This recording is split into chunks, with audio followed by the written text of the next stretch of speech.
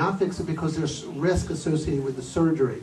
You know, there's a surgery, there's a risk of, you know, surgical, you know, I don't want to say complications, but, you know, perioperative things that can happen. So, you know, that's kind of how we assess it. But if it's somebody who's young, healthy, and doing and really robust, we tend to be pretty aggressive because we know that those people that are 60% of the lesions that are fixed do better over a 5-year period. But if your lifespan is, if you're really sick and your lifespan, you know, is really forever.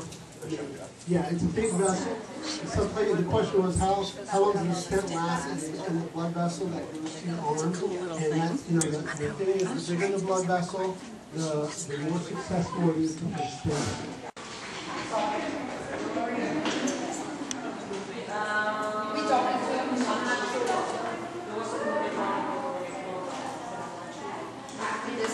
Oh, she's getting ready to go.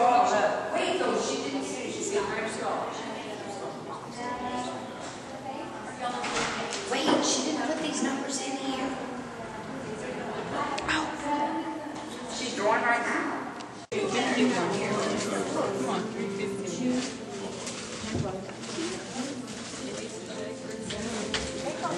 need to check what?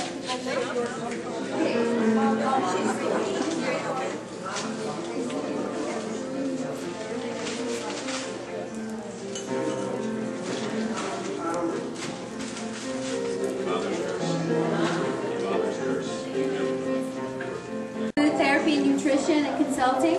She's here to talk about eating for a sweetheart. Give a better round of applause. Do y'all want to see handouts?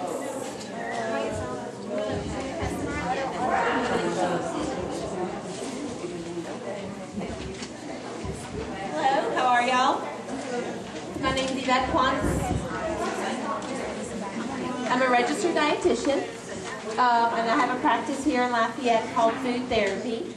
The first thing I wanted to address was a sodium issue because I heard a lot of people were having questions about that. And in last year, the American Heart Association reduced the sodium recommendation from 2,300 milligrams a day to 1,500 milligrams a day. And this month, actually, I do a monthly nutrition newsletter through my website, and you can sign up through the website. But just today, I released the newsletter, and I went through all like popular restaurants to go to around town, not just around town, but just some popular chain restaurants. And I picked out some healthy items, as far as low calorie that might appear to be healthy, and just highlighted the sodium content, and it was unbelievable.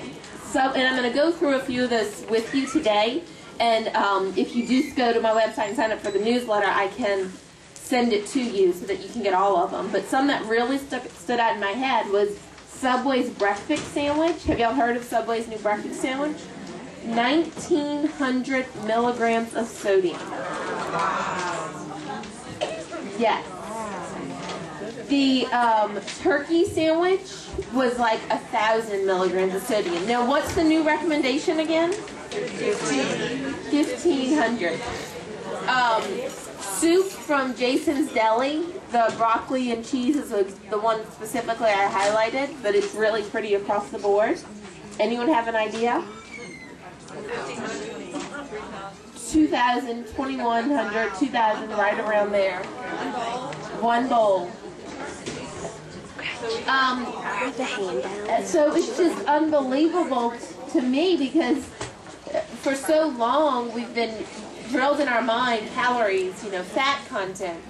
And so we go to Subway, and I recommend Subway for my busy clients. I mean, we need to be real life as well, but in the same sense, when you realize that it has 1,000 milligrams of sodium, that's a lot. So you really need to watch how often you're eating out and how much. And hopefully with these new recommendations, and the USDA recommended, just released new dietary guidelines last month, and one of the big recommendations was a reduction in sodium intake. So hopefully restaurants will start hearing us and doing something with it, because it's scary.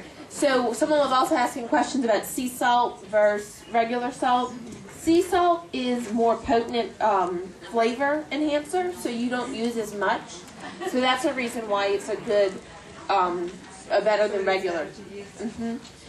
1/4 teaspoon of regular salt has 400 milligrams of sodium. So you can see how we can just really, it just adds up.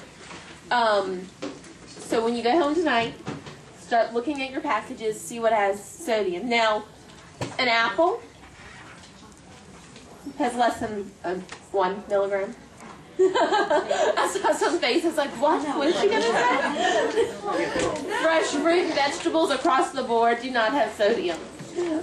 Fish, what I looked up, they all 3 to 4 ounces had less than 60 milligrams of sodium.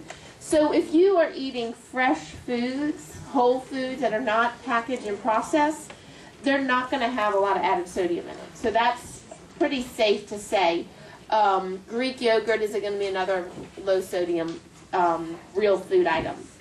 So one thing I wanted to talk about tonight is this handout I did, Eating for a Sweetheart. We're right around Valentine's Day, so this is going to be some tips foods that will enhance your heart health. And there's going to be categories of food that I'm going to highlight and trying to get a variety of these. One is fruits and vegetables. Getting real fruits and vegetables in your diet on a daily basis.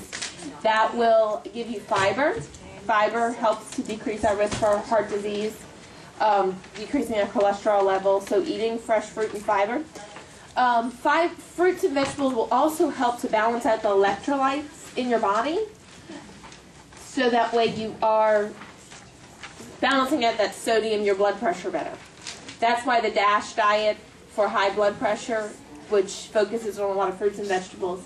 So eat more fruits and vegetables. If you are going to be eating out at Subway, if you are going to be eating out, it's part of your lifestyle, make sure to complement and pair the rest of your day with more fruits and vegetables.